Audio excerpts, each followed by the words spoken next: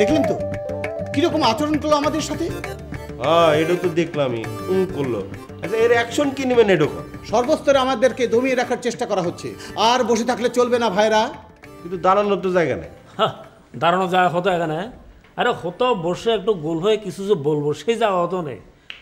আর আমার জীবনটা তো খেতে যাচ্ছে বাসে বাসে। তোমাদের মতো মূর্খ জনতা নিয়ে আন্দোলন হবে কি করে?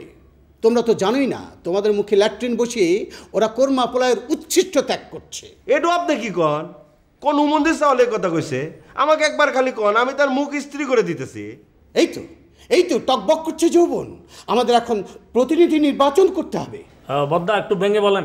আমরা সবাই মিলে আমাদের মধ্য থেকে একজনকে নির্বাচন করব যে আমাদের ভালো মন্দ দেখবে।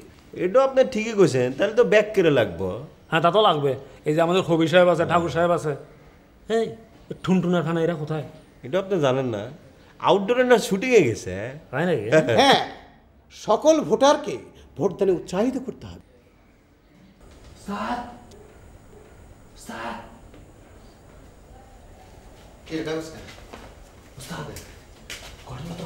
কি ভোটে ক্যাডো খারাইবো না খারাইবো এটা আমি জানি না।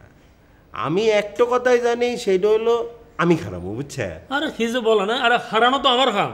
কেউ চাইলেই তাকে নির্বাচনের প্রার্থী করা যাবে না। অবশ্যই প্রার্থীকে শিক্ষিত হতে হবে।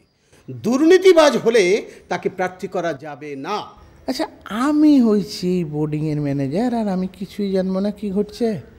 সারাদিন গলা ফাটাইয়া ছাপা নাড়াইয়া আমি এই যে হাজার হাজার মানুষের মন জগরে চলতেছি টোটাল 20 বছরে, আর আপনি এখানে আমাকে যোগ্যতার ফালা ফেলতেছেন। হ্যাঁ, আর আমি আরে রুমাল থেকে শুরু করে মাইজের টুপি পর্যন্ত ইস্ত্রি করে বর্তনক বানাই দিতেছি, আর আপনি আমাকে অযোগ্য মনে করেন না? আলাপ খুব জমেছে মনে হয়। আলাপ তো জমবেই, এটা তো সংলাপ নয়। ওইসব প্রলাপ মার্কা সংলাপ মোটেও জমে না। যাক, এত কিচিরমিচির কিসের? ও, ভোট হবে লাগছে তো, বুঝছে? ভোট? কিসের ভোট? একজন ভোটার হিসেবে ন্যায্য পাওনা আদায়ের জন্য সঠিক প্রতিনিধি নির্বাচনের ভোট, কি ঠিক না?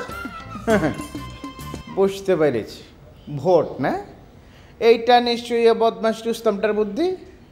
ভোটাভুটি কি আমি দেখাচ্ছি। হ্যাঁ, শোনো, আমাদের কিছু জ্বালাময়ী স্লোগান তৈরি করতে হবে। জি, এটা আপনি ঠিক করছেন ভাই। তবে আমি একটু দোকান থেকে ঘুরে আসি, বুঝছে? আর স্লোগান লিখবেন স্ত্রীর তলা যেমন গরম হয় সেই রকম করে। হ্যাঁ, আমাকেও যেতে হবে বদ্দা, মানে ফোন বাসে যেতে হবে, কোথায় সেল হবে সেটা আর কি। তো কোম্পানির তরফ থেকে আমি এখন বিদায় নিচ্ছি। যাওয়ার আগে আপনাদেরকে বলে যাচ্ছি, যদি আমাকে প্রয়োজন পড়ে তাহলে ডাক দেবেন, আমি জায়গা মতো সারা দেবো আর। হ্যাঁ জি জি, চলে। আসসালামু আলাইকুম।